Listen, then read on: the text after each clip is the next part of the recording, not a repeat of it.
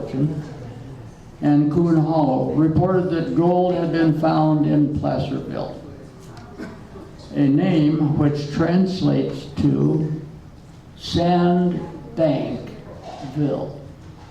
Sandbankville, that's what Placerville means. Placer means sandbank in Spanish. And so today, the name translates then to Sandbankville, and he directed newcomers to go to what we now call Placerville and explore that area. It was the seemingly endless supply of these flakes and nuggets, placer gold. Where did they get the gold from? Sandbanks, not from hard rock. Okay. Opposed to seam hard rock gold that called men here from the world over. Miners taking Daler's advice found gold-bearing sand and gravel in immense quantities. Placer gold, which had been rain-washed into the ravines for millions of years from the ancient 3-mile-wide American River, just under the volcanic capping of the hills. Now I'm going to give you some examples. Big Spanish Hill, that's where you're sitting right now. Sack and pack, that's the way the miners worked. There was no water here, so they would put their shovels into the ground, dig out the sand and put it in a sack and take it down to Hangtown Creek, a place called Shirttail Bend. And it was on the Studebaker wheelbarrow trail that most of the heavy material was moved from here down to there until later. Miners taking daily, I beg your pardon. Oregon Ravine is another example. Oregon Ravine is between the city parks, swimming pool, and the Catholic Church. 1848 to 1851, sack and pack again to the creek. $1 million in gold at $16 an ounce. Not $1,600 an ounce, but $16 an ounce. $1 million in gold. At dry diggings, cradles were used, first in October the 13th, 1849, during the season's first rainstorm. I don't know if you know what a cradle is, but it is a rocking device which allows the sand and gravel to be dashed back and forth with water. And then the gold, which is heaviest, settles in riffles in the cradle. Cedar Ravine, today's Cedar Ravine Road, another $1 million. That's 250 troy pounds of gold at $16 an ounce. Spanish Ravine, today's Spanish Ravine Road, another $1 million. Two sailors washed $3,500 worth of gold. That's 200 ounces at $16 an ounce. Imagine what that would be today. Log Cabin Ravine, the road to Goldbug City Park. $250,000. That's 1,600 ounces at $16 per ounce. Immigrant Ravine, that's today's Mosquito Road. The Shirttail Bend, where everybody was doing their panning. Shirttail Bend, today's intersection of Mosquito Road, Broadway, and Main Street at Hangtown Creek. Now this is the first time that immigrants had seen panning being done to get the gold. Well, what they saw were shirt tails flying because the panners took off their boots and took off their trousers, and the shirt tails shirt tails flew in the wind.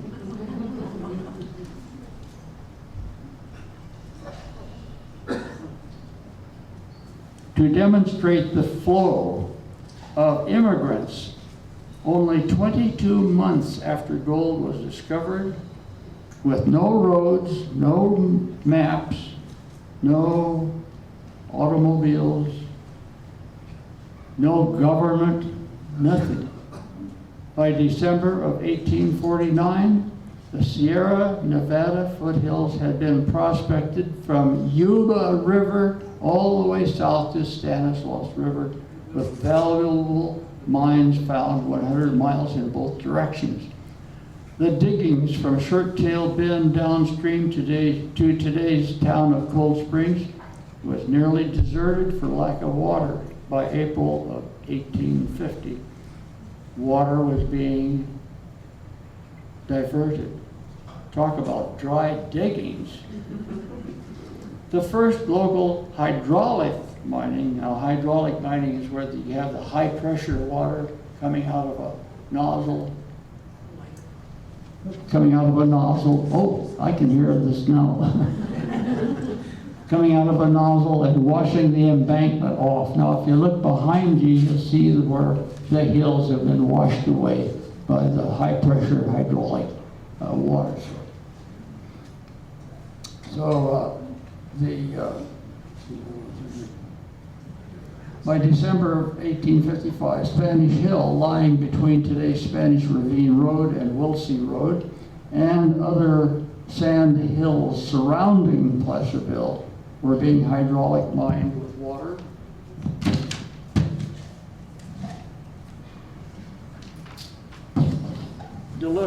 Delivered by the South Fork Company's main trunk known as the Iowa Canal. And that water was brought down from about Khyber's area. Well, when the miner doesn't have any water to mine with, he is busy digging water ditches. And so we have probably the largest number of miles of water flow on ditches in California because the miners were out of water and had to dig the water ditches from all the way up by Khyber's to bring the water in. And then when they got the water, they could mine again. Quickly, the top of Big Spanish Hill, the entire width of the claim had been washed off to the deep depth of 60 feet, all of which from the surface down had paid well. At the bottom of the claim, in 1989, now I've changed 100 years here, now we're talking about 1989, I personally saw rails and a car for carrying off huge boulders exposed in washing. These are called erratics from glacier times, and there's one right out here next to the cliffs, still preserved. Restrictions against hydraulicking and the adoption of the 1890 state law, which required adequate hydraulic debris basins, prevented further serious silting of creeks and rivers downstream. Sand and gravel beds of Spanish Hill had been noted for their rich diggings from the first sack and pack days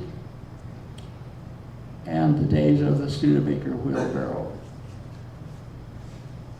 Now, Marilyn Ferguson, who isn't here today, hiked the Studebaker Wheelbarrow Trail during 1989, and I know that because she and I hiked it together, and we admired the construction of the Wheelbarrow Trail. Now, how many know who Sir Arthur Conan Doyle is? What did he write? Okay. So Sherlock Holmes and Dr. Watson were sent by Sir Conan Doyle to Hangtown to observe human nature in the raw. They bought a pup tent, blankets at Placerville Hardware and some food, and then hiked up the Studebaker Trail to the big basin. Now it seems that when they got up here, right out here somewhere. They put up their tent, put the blankets in the tent, prepared their supper, had their meal, prepared their supper and had their meal. And it was getting dark, so they got into their pup tent and under their blankets and went to sleep. During the night,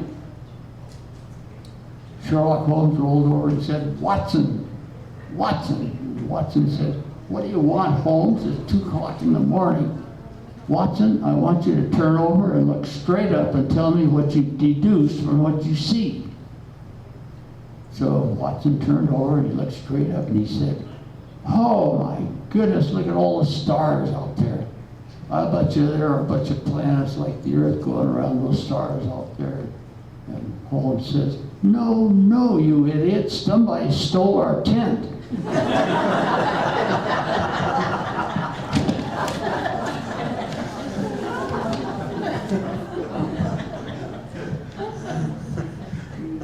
Raw, living in the raw.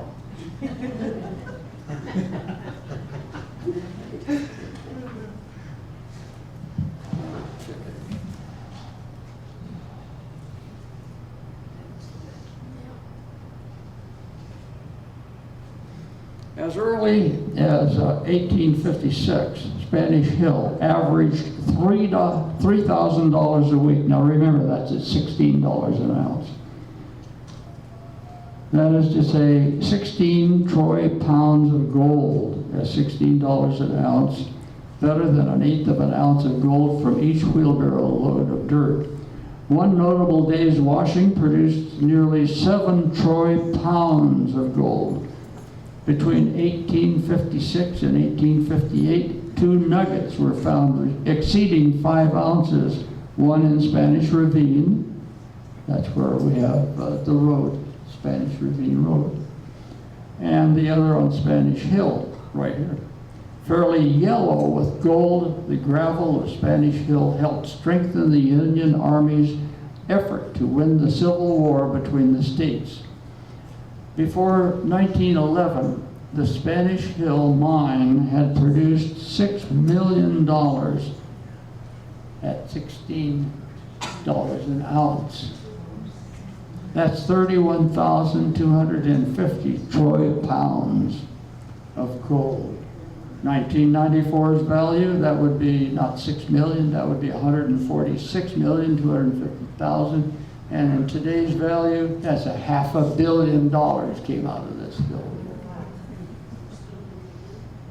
The Spanish Hill mining complex, nearly untouched for 80 years, when I wrote this in 1989, retained a high degree of integrity, evoking a strong feeling of association with the motherlode gold rush miners who dug, sack, packed, wheelbarrowed, sluiced, drifted, panned, and hydraulic the Spanish Hill gravel basin until 1851. It is a site of historical interest and ugly gash, testifying to the destructive greed accompanying the gold rush.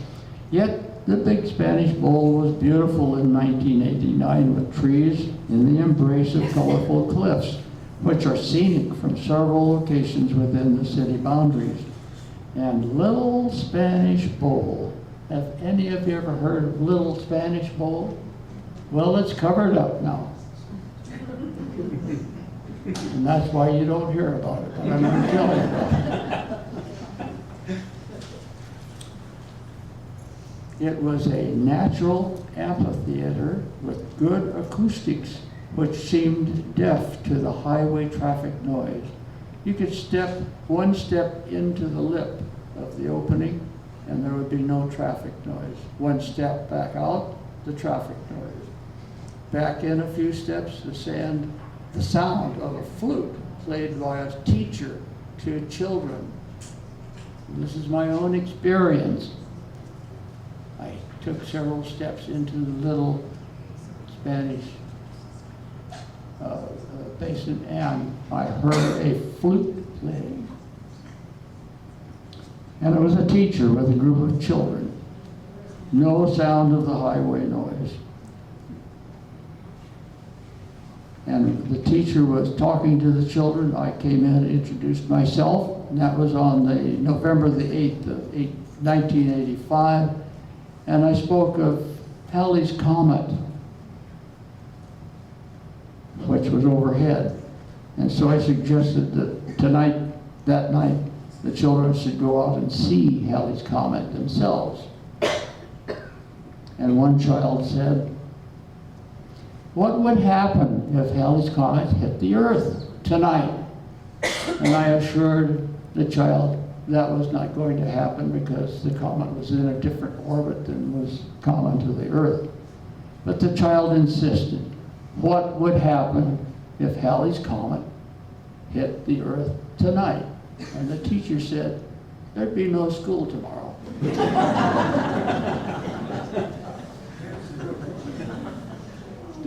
Believe it or not, this is an actual experience that I had with that group of people. Okay. The 59-acre Spanish Hill site is a place where California school children could skip, trot out of doors along extensive trails to climb Little Spanish Hill with their teachers, learning about the earth, about the gold rush, and getting acquainted with the California history through their eyes, ears, fingers, and the soles of their feet. The closest similar cliffs of consequence are of the remote Malakoff Diggings State Historical Park, which draws tourists and their money to Nevada County, 75 miles to the north. Spanish Hill Historic Mining Complex was our city's most obvious historic, geologic, aesthetic, artistic, photogenic, cultural resource gem, the perfect complement for the city's gold bug mine and tunnel and their crushing mill to attract visitors and their money. The application nominating the Spanish Hill Historic Mining Complex for registration as a California State Point of Interest was prepared by the Heritage Association of El Dorado County for the State Historical Resources Commission.